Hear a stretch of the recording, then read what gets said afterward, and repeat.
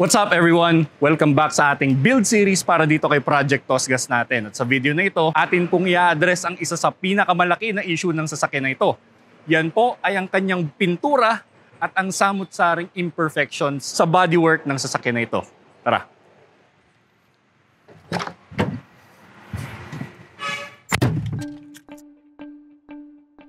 Sa nakalipas na 11 buwan ng pagmamayari ng sasakyang ito, dahan-dahan nating naayos ang kanyang mga mechanicals dahil simula't simula pa lang gusto ko talagang mag-daily drive muli ng Pajero gaya nito. Bakit naman kasi hindi? Sakto ang size, dependability at capabilities ng sasakyan na ito para sa aking lifestyle.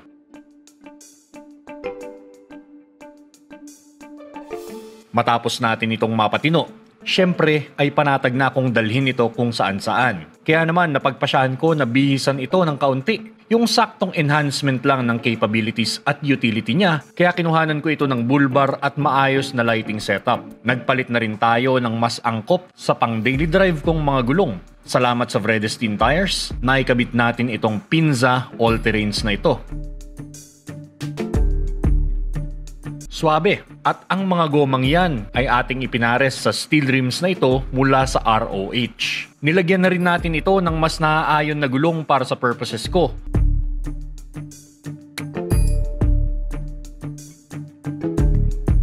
At ang sapat na lift para palag sa kung saan man ang matripan nating puntahan. In short, Australian themed ang trip ko. Kaya maging ang mga taillight natin, Australian domestic market ang setup.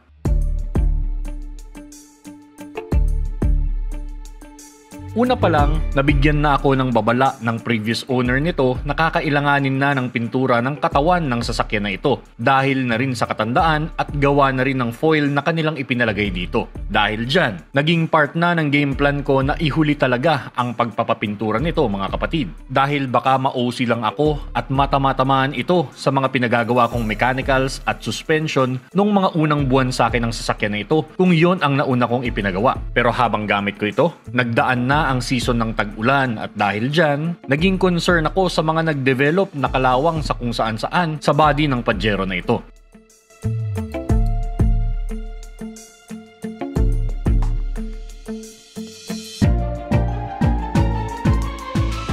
Kaya naman takbo akong muli sa mga kaibigan natin dito sa Broadway Car Care Center para i-avail muli ang kanilang specialty.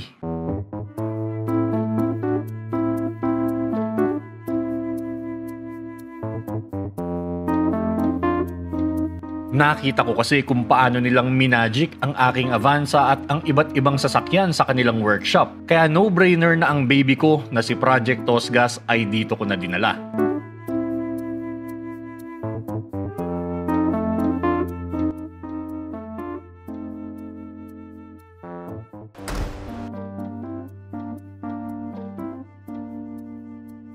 Ina-unfoil ko yung dating si Project Tosgas mo. Ngayon, kung makikita mo ngayon, nag-first step kami, disassembling, at the same time, medyo marami tayong nakitang bulok. Problema. Dahil bulok, no? Sa ano. Yes. Marami nakatakip sa foil. Ito yung pinaka-unang nakita ko, Jin eh. Yep. So, dami pala sa bubong. Yep. Kung makikita mo to, Brother King, yes. nalihan na to. As in, wala talaga pakikinabangan sa lumang pintura. Kasi syempre, pag nag-foil ka, kailangan Flat. flat. Kita mo naman. Gets. Okay, sige. Challenge to. Dito sa kabilang side, pakita mo naman sa amin, brother. Yan, brother, tingnan mo lang yung ano. Kita mo, bulok. Uy! Okay, asan pa? So far, dito pa lang ako, ha? Yan. Marami tayong gagawin dito, brother. Pero sa harapan mo, wala akong naging problema. Pero kung makikita mo yung good din, grabe. Sino ba naman ang hindi maaalarma dyan mga kapatid? Mukhang makinis sa labas. Pero sa ilalim ng foil at body claddings na yan, sinisimulan na palang kainin ng kalawang ang mga body panels. Napaisip nga ako nung una, dapat yata na in-address ko ito sooner than later. O tama lang na inuna ko munang gawing dependable at usable itong si Tosgas.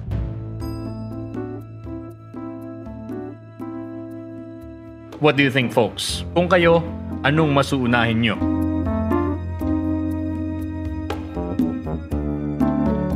One thing is for sure for now, the waiting game begins.